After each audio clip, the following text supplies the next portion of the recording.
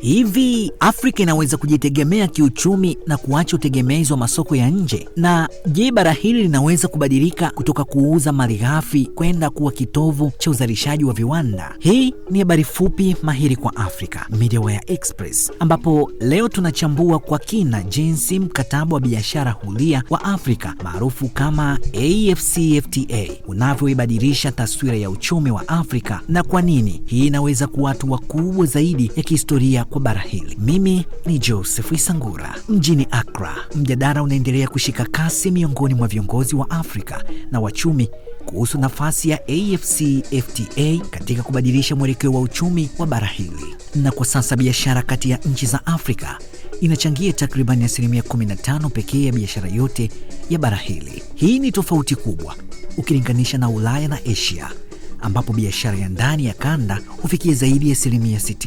Kwa wachambuzi wengi, hali hii inaonyesha changamoto kubwa, lakini pia fursa ya kipekee. Mchumi mmoja kutoka Afrika Magharibi alisema, Afrika kwa muda mrefu imekuwa ikifanya biashara zaidi na dunia kuliko yenyewe. AfCFTA inalenga kubadilisha hilo na kujenga nguvu ya ndani ya uchumi wa bara. AfCFTA ilianzishwa kwa lengo la kuunda soko moja lenye zaidi ya watu bilioni 1.3, ikiruhusu usafirishaji huru wa bidhaa, huduma na uwekezaji, lakini pia kupunguza ushuru na vikwazo vya kibiashara. Kunatarajiwa kupunguza gharama za kufanya biashara na kuongeza ushindani. Lakini zaidi ya kuongeza biashara, AfCFTA inaonekana kama ni chombo muhimu cha mageuzi ya viwanda barani Afrika. Kwa miaka mingi, nchi nyingi za Afrika zimekuwa zikitegemea kuuza malighafi kama madini, mazao ya kilimo na rasilimali za nishati, lakini zikibaki kupata thamani ndogo sana katika mnyororo wa kimataifa wa uzalishaji.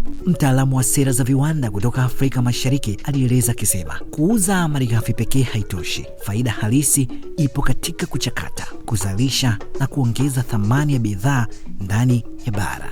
Kupitia AfCFTA, nchi zinaanza kuunda minyororo ya thamani ya kikanda katika sekta kama kilimo, nguo, dawa na magari. Hii itasaidia bidhaa kuchakatwa ndani ya Afrika, kuongeza ajira na kupunguza utegemezi wa nje. Kwa mfano, nchi zinazozalisha kakao zimekuwa zikiuza maharage ghafi huku zikinunua chocolate iliyomalizika kwa bei ya juu zaidi. Hali kama hiyo ipo pia katika zao la pamba. AfCFTA inalenga kubadilisha hali hii. Aidha, mkataba huu unatoa fursa kubwa kwa biashara ndogo na za kati ambazo ndizo msingi wa uchumi wa Afrika. Kupitia soko pana zaidi, biashara hizi zinaweza kupanuka nje mipaka ya nchi zao. Hata hivyo, changamoto bado zipo. Miundombinu duni ya usafiri na nishati bado inazuia biashara katika maeneo mengi. Pia, tofauti za sheria na taratibu za biashara kati ya nchi zinaweza kuchelewesha utekelezaji. Masuala ya fedha pia ni muhimu,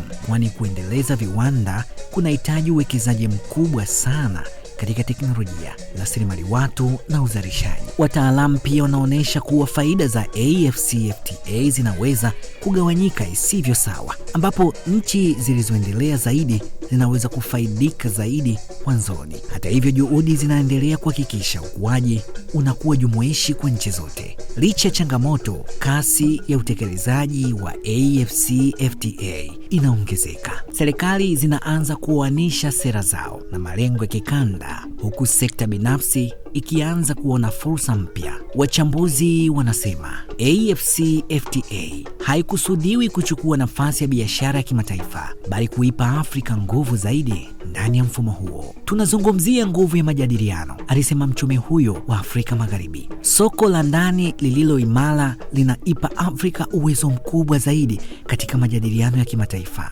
Hatimaye lengo ni moja: Afrika ibadilike kutoka kuwa msambazaji wa malighafi kwenda kuwa mzalishaji wa bidhaa zenye thamani kubwa. Na kama utekelezaji wake utafanikiwa, AfCFTA inaweza kuwa hatua ya kihistoria itakayobadilisha mustakabali wa uchumi wa Afrika milele. Hii ni ripoti ya MediaWire Express, habari fupi mahili kwa Afrika.